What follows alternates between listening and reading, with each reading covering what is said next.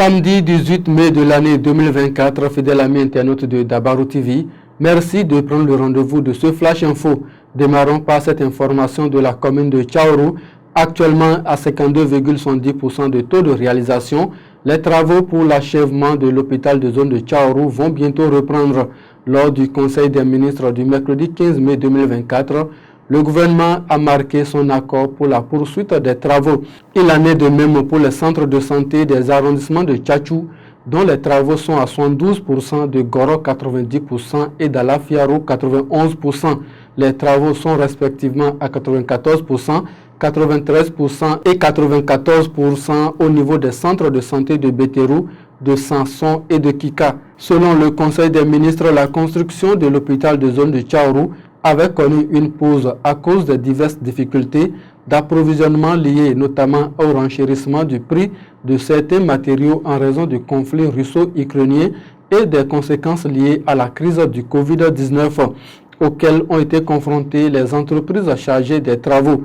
Ainsi, le Conseil a instruit le ministre de la Santé d'effectuer les diligences nécessaires pour la poursuite et l'achèvement immédiat des travaux.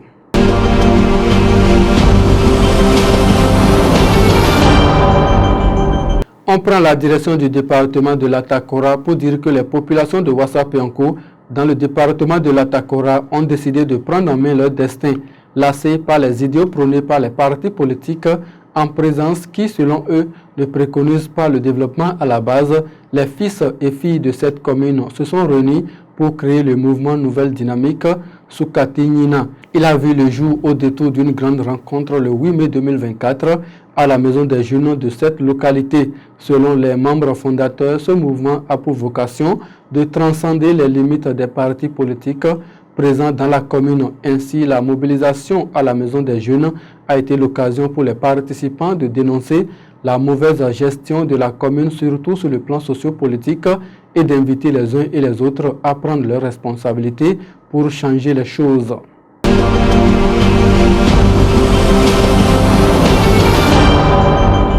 À Cotonou, à présent, le calendrier scolaire de l'enseignement maternel et primaire ainsi que secondaire et de la formation professionnelle au Bénin est désormais disponible. C'est à travers un arrêté interministériel signé par le ministre des Enseignements secondaires, techniques et de la formation professionnelle Yves Kwaro Chabi et le ministre de l'enseignement maternel et primaire Salman Karimou le 13 mai 2024. Selon cet arrêté, la rentrée scolaire 2024-2025 en République du Bénin est prévue pour le lundi 9 septembre 2024.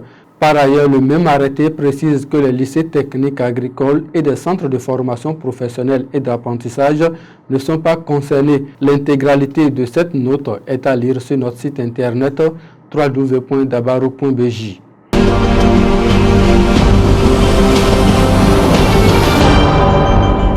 Toujours à Cotonou, l'organisation internationale Direct Aid Bénin a procédé le jeudi 16 mai 2024 au lancement officiel de la réalisation d'infrastructures hydrauliques au Bénin pour le compte de l'année 2024.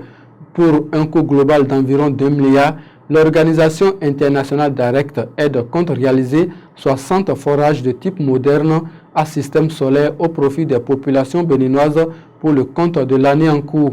Engagé depuis des décennies dans les actions humanitaires et sociales au Bénin, Direct Aid entend à travers cette action soutenir le gouvernement dans sa mission d'offrir de l'eau potable aux populations. La cérémonie de lancement officiel a eu lieu en présence du représentant résident de cette organisation, Abdallah El Ouassimo, du représentant du ministre de l'eau et des mines, Mohamedou Alassane, et bien d'autres.